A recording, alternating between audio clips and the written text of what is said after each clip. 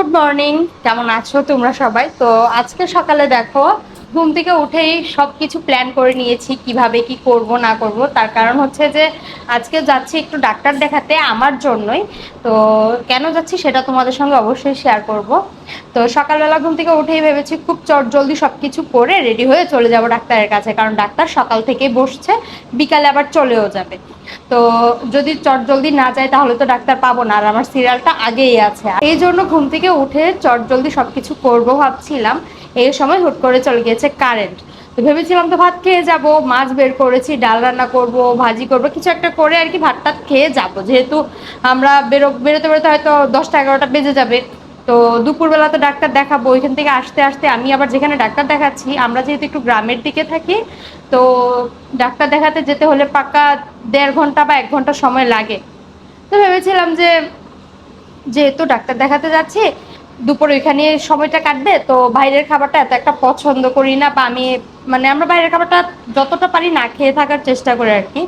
তো সেক্ষেত্রে ভেবেছিলাম যে ঘরেই ভাত রান্না করব, বা কিছু একটা সবজি তরকারি কিছু একটা রান্না করে খেয়ে দিয়ে সবাই বের হব। অথচ দেখা এখন চলে গিয়েছে কারেন্ট, আর আমি এদিক দিয়ে অনেকটা সময় লস করে ফেলেছি, বসেছিলাম এটা সেটা টুকটাক করছিলাম আর কি। তা এখন যে চট জলদি রান্না করব সেটা আর হয়ে উঠছে না। তো ভিডিওটা স্টার্ট করে তোমাদেরকে অনেক কিছু বলে ফেললাম। তো চলো যাব ডাক্তার দেখাতে, এখন চট জলদি রেডি হব। আর রান্নার মধ্যে এখন শুধু ভাত, করলা ভাজি, আর কালকে যেহেতু খিচুড়ি ইলিশ মাছ দিয়ে খেয়েছিলাম, রাতে খেয়েছিলাম হচ্ছে শুটকি, মানে শুটকি শুটকি দিয়ে ভর্তা করেছিলাম, তো শুটকি ভর্তাটা আছে। তো সেই ভর্তা, ভাত, সঙ্গে দেখি করলা আছে, করলা একটু ভেজে নিব, আর দেখি যদি পারি ডিম ভাজি করবো। এমনিতেই তো দেরি হয়ে গিয়েছে, আর এখনও পর্যন্ত কিচ্ছু করিনি, তাই চট জলদি এখন ঘরটা গুছিয়ে নিব, তারপর যাব রান্না করতে। আর ঘরটা গুছিয়ে যদি কোথাও যাওয়া যায় না, একদিক দিয়ে ভালো লাগে কি দেখো, কোথা থেকে আসলে কিন্তু এমনিতেও শরীরটা ক্লান্ত হয়ে থাকে, তখন আর ইচ্ছে করে না যে ঘর গুছাবো, এটা করব সেটা করব, ইচ্ছে করে বসেই থাকি। আর এমনিতেও দেখবে কোথাও যখন আমরা যাই তখন এটা সেটা কত কিছু বের করি, যাতে এতে করে কিন্তু ঘরটাও অগোছালো হয়ে যায়, আরও যদি এমনিতেও অগোছালো থাকে। তাই যেহেতু একটু দেরি করেই বেরোবো, কারণ আমরা বেরোতে বেরোতে হয়তো 10টা 11টা বেজে যাবে, তাই ভাবলাম ঘরটর গুছিয়ে কিছু একটা রান্না করে তারপর বের হব। আর এদিকে দেখো আমি না ইদানিং বিছানায় ভ্যাকসিন দিয়েছি, কারণ প্রহর যেহেতু এখন একটু হামাগুড়ি দেয়, ওকে বিছানায় বসানোর পর ও এদিক থেকে সেদিক, সেদিক থেকে ওদিক ঘুরে বেড়ায়, আর বাচ্চা মানুষ অত শি দিয়ে দেয় যার জন্য বিছানাতে ভিজে যায়। তাই ভাবলাম যে ইদানিং একটু ভ্যাকসিন দিই। আর হ্যাঁ, ভ্যাকসিনটা দেওয়াতে কিন্তু একটা প্লাস পয়েন্ট হয়েছে, এখন আর বিছানাটা ভিজবে না।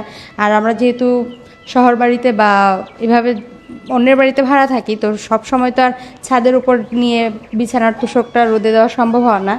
আর এমনিতেও ভ্যাকসিন বিছালে অনেকটাই প্লাস পয়েন্ট হয়, তাই ইদানিং ভ্যাকসিনটা বিছাই। তো চলো, ঘর তো গুছানোই হয়ে যাচ্ছে, আর পরে যাব হচ্ছে রান্না করতে। আর একটা কথা তোমাদের সঙ্গে শেয়ার করি, প্রহর পূর্ণ সবাই কিন্তু আমার সঙ্গেই যাচ্ছে, যেহেতু আমি ডাক্তার দেখাবো, কিন্তু তারপরও ওদেরকে নিয়ে যেতে হচ্ছে, কারণ আমার তো এরকম কেউ নেই যাদের কাছে ওদেরকে রেখে যাব যে ওরা মানে আমার ছেলে মেয়ে দুটোকে দেখবে। তাই আমরা কোথাও গেলে প্রহর পূর্ণ সবাই একসঙ্গেই যাই। তো আজকে আবার পূর্ণের বাবাও আমার সঙ্গে যাচ্ছে, আর পূর্ণের বাবা আমার সঙ্গে যাচ্ছে বলতে এখন কোথাও গেলে পূর্ণের বাবা আমার সঙ্গেই যায়, কারণ এখন অনেকটা দূরে চলে এসেছি, কারণ আগে একটু শহরের দিকে থাকতাম, এখন থাকি গ্রামের ভিতরে। আর এখন কোথাও যেতে হলে জার্নি করে বাসে করে যেতে হয়, তো দুইটা বেবি নিয়ে তো যাওয়া সম্ভব না। তাই পূর্ণের বাবাও অফিস থেকে ছুটি নিয়েছে, ওই কিছুক্ষণ পর চলে আসবে, তাই ভাবলাম যে আমিও চটজলদি রেডি হয়ে যাই। তো এদিকে দেখো ঘর গুছিয়ে এনেছি, ঘরটা ঝাড়ু দিয়ে দিচ্ছি, যদিও ময়লা নেই, তারপরও ভাবলাম যে না, একটু ঘরটার ঝাড় দিয়ে বের হলে দেখবে যে নিজের মনটাও একটু ফ্রেশ লাগে আর কি। এমনিতেও অনেকটা দেরি হয়ে গিয়েছিল, আমি একদিক দিয়ে কাজ করছিলাম, অন্যদিকে প্রহর পূর্ণকে বসিয়ে রেখেছিলাম। পূর্ণ অবশ্য প্রহরকে অনেকটাই দেখে, ওকে যদি বলি যে মামুনি তোমার ভাইকে একটু দেখো, ও আবার সুন্দর প্রহরের সাথে বসে বসে খেলা করে। তো এদিকে আমি আমাদের 3জনের জন্য 3টা ডিম ভাজা করে নিয়েছি, আর করলা ভাজি করছি। 3জনের জন্য 3টা ডিম ভাজাই করেছি, কারণ সহজে ডিম ভাজাটাই হবে। ভেবেছিলাম ডিম ভুনা করবো, কিন্তু কেন জানি না মনে হচ্ছে যে বেশি কিছু করতে গেলেই দেরি হয়ে যাবে, কারণ অনেকটা দেরি করে ফেলেছি। আর হ্যাঁ, তোমাদের সঙ্গে আরেকটা কথা শেয়ার করি, সেটা হচ্ছে যে ডাক্তার কেন দেখাতে যাচ্ছি, সেটা হচ্ছে যে ইদানিং না জানো তো প্রচুর পরিমাণে পেইন হচ্ছে কোমরে। এক সময় হতো, কিন্তু এখন এতটাই ব্যথা হচ্ছে যেটা কিনা সহ্য করতে পারি না। তাই ভাবলাম যে না, অবহেলা করা যাবে না, কারণ নিজের সংসার, নিজের ভরসা কিন্তু নিজেই। তো সেক্ষেত্রে যদি আমি অসুস্থ হই, আমাকে দেখার মতো তেমন কেউ নেই, তাই ভাবলাম এবার আর অবহেলা করব না নিজেকে নিয়ে, তাই এবার ডাক্তার দেখাতে যাচ্ছি। আর জানো তো পেইনটা এক সময় হতো, কিন্তু এতটা হতো না, কিন্তু ইদানিং এত পেইন হচ্ছে আমি এটা সহ্য করতে পারছি না। তাই ভাবলাম যে আর অবহেলাই করবো না। তো পূর্ণের বাবাকে বলাতে ও আর না করেনি, ও বলছে যে চলো তোমাকে এবার ডাক্তারটা দেখিয়ে নিই, এভাবে অবহেলা করলে তো আর চলা যায় না।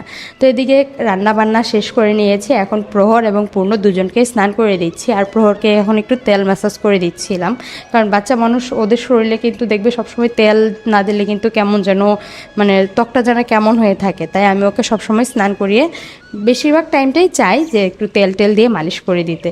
তো এদিকে প্রহরকে মালিশ করছিলাম, আর পূর্ণ স্নান করে এসে ওর নিজের মতো সুন্দর চুলটা আঁচড়াচ্ছিল। পূর্ণ ইদানিং অনেক কিছু পারে, ওকে যদি বলি মামুনি তোমার মুখে ক্রিম দাও, চুলটা আঁচড়াও, ও নিজেরটা নিজে এখন অনেক কিছুই করতে পারে। আর এদিকে দেখো প্রহরকেও কিন্তু রেডি করিয়ে দিয়েছি, একদম স্নান করে রেডি করিয়ে দিয়েছি, কারণ যত দেরি করছিলাম আমার শুধু মনে হচ্ছিল টাইম তো চলেই যাচ্ছে। তো এদিকে প্রহরকে যখন রেডি করে দিচ্ছি এর মধ্যে কিন্তু প্রহরের বাবাও চলে এসেছে।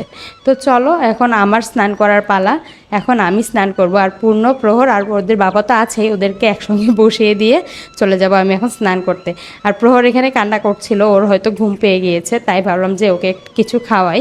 তো পূর্ণের বাবাকে বলছিলাম যে ওকে তুমি একটু খাওয়াও। আর দেখো আমি স্নান করে এসে দেখি ওরা বাবা ছেলেতে মিলে এইভাবে জানালার পাশে বসে বসে খাচ্ছে, খাক কিন্তু সমস্যা নেই। কিন্তু অথচ দেখো আমি যে ওকে রেডি করে দিয়েছিলাম জামা কাপড় পরিয়ে, ওই গেঞ্জি প্যান্ট সব খাবার দিয়ে ভরিয়ে ফেলেছে। এগুলোই ওদেরকে বলছিলাম যে এটা তোমরা কি করেছো, মানে ওকে আবার এখন চেঞ্জ করতে হবে, আবার রেডি করাতে হবে। আর পূর্ণের বাবা ওকে খাওয়াতে পারে, কিন্তু তারপর ও তো একটু দুষ্ট, ওর বাবার হাতে এত বেশি খেতেও চায় না। আর এদিকে পূর্ণের বাবা যেহেতু প্রহরকে খাইয়ে দিচ্ছে, তাই আমি ওইখানে খেতে বসে পড়েছি। এখানে ভাত, শুটকি ভর্তা, করলা ভাজা, ডিম ভাজা নিয়ে বসেছি। আর এদিকে পূর্ণেরও খাওয়া শেষ, অলরেডি শেষ করে ফেলেছে, এখন বসে আছে আর খেতে পারছে না, তাই বলছে মা খাবো না। আমি বলছি বাবা 2 ঘোড়া আছে, খেয়ে নাও। আর এদিকে দেখো তোমাদের সঙ্গে পরবর্তীতে আর কথাই বলতে পারিনি, আমরা চট জলদি রেডি হয়ে বের হয়ে গিয়েছি, কারণ তখন 12টা বেজে গিয়েছিল যখন আমরা ঘর থেকে বের হই। এদিকে প্রহর আর প্রহরের বাবা একসঙ্গে বসেছে, আর আমি পূর্ণ একসঙ্গে বসেছিলাম।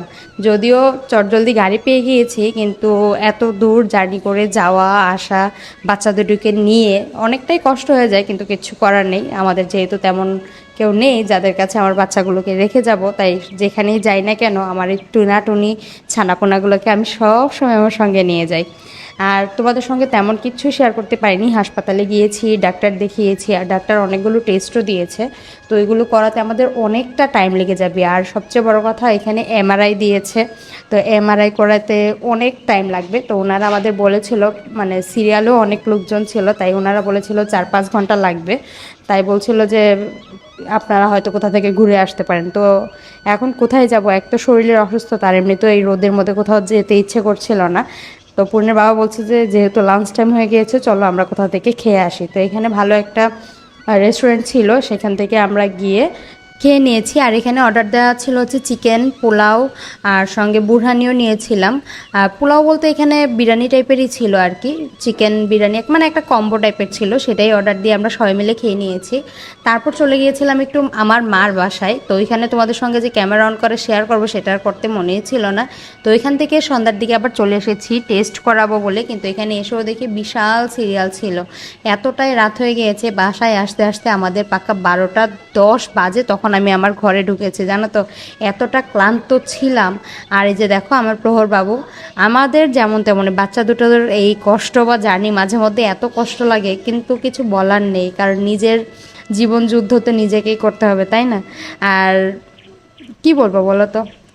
তো চলো এখানে এমআরআই করানোর সময় তো আমার গয়না বা সব কিছু আমি খুলে নিয়েছিলাম, তাই এখন বাসায় এসে আবার এগুলো পরছি। রাতে যেহেতু এসেছি তাই এগুলো আর পরা হয়নি। আর এই যে দেখো এসে কিছুক্ষণ বসেছিলাম, আর একটু বসাতেই দেখো এখন বেজে গিয়েছে হচ্ছে 12:30। মানে আমি এসে বসেছি, পূর্ণ শুধু ফ্রেশ হয়ে এসেছে এইটুকু সময়তেই। আর ভাবছিলাম কি খাবো কি খাবো, তো কি খাবো ভেবে আর পাচ্ছিলাম না। আর ভাত টাত খেতে এখন ইচ্ছেও করছে না, এত রাত হয়ে গিয়েছে। পূর্ণও বলছে ভাত খাবে না, পূর্ণের বাবাও বলছে ভাত খাবে না। সকালের ভাত ছিল কিন্তু ওরা কেউ খেতে চায়নি, তাই রুটি নিয়ে নিয়েছি। আর এই রুটিটা আমরা সন্ধ্যাবেলায় নাস্তায় খেয়েছিলাম আর কি, ব্রেড কলা খেয়েছি। তো ওই ব্রেডটাই যখন আবার সবটা তো আর খেতে পারিনি, যেটুকু নিয়ে এসেছি সেটাই এখন ডিম দিয়ে ভেজে নিয়েছি, এটাই সবাই মিলে খেয়ে নিয়েছি। আর আজকে ডাক্তারের কি বলেছে বা কি হয়েছে সব কিছু তোমাদেরকে পরবর্তী ভিডিওতে শেয়ার করব, কারণ আমাকে দেখেই বুঝতে পারছো আমি প্রচুর ক্লান্ত হয়ে গিয়েছি। আমার বাচ্চা দুটোও অনেকটাই অসুস্থ হয়ে গেছে, সারাদিনের দখল গরম। তো চলো পরবর্তীতে আবার